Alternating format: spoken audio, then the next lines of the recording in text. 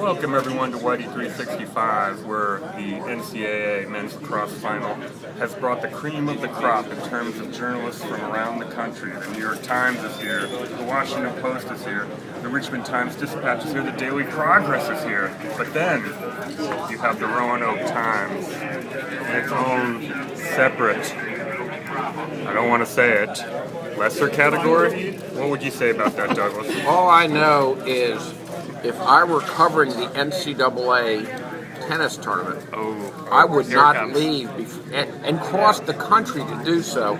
I would not have left before the big story. So you're proposing unlimited sports budgets for failing newspapers in the Southeast, is what you're saying with that comment? Well, I don't know why you went out there in the first place, because they have the singles competition after the tournament. You've got this guy from Virginia who won back-to-back championships, Somdev Devarman, a couple years ago, and you had to know there was a possibility that Virginia could win the singles championship.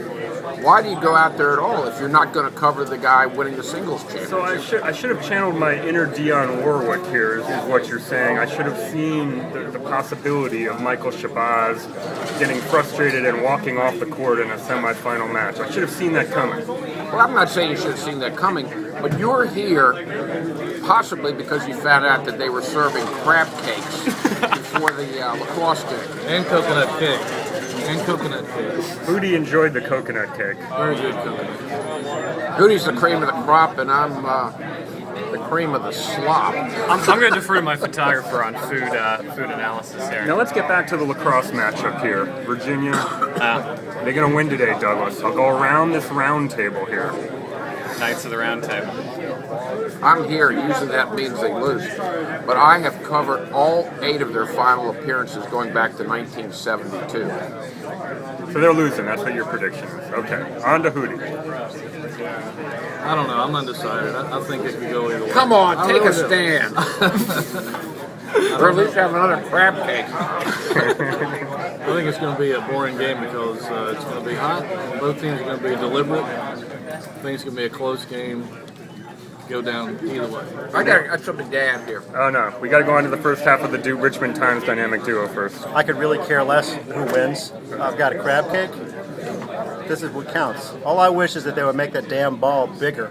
It would make it a lot easier to take pictures of lacrosse. We switch over to Michael Phillips. They'll win. Steel Stanwood can't be stopped.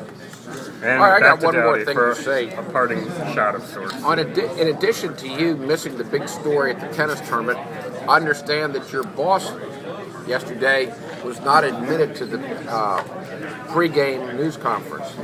Yeah, there was a parking situation, apparently. The security guard and Doughty didn't see eye to eye. Doughty went all Shabazz on the security guard. That's right. I quit and went home. And shook his hand first. I didn't shake his hand.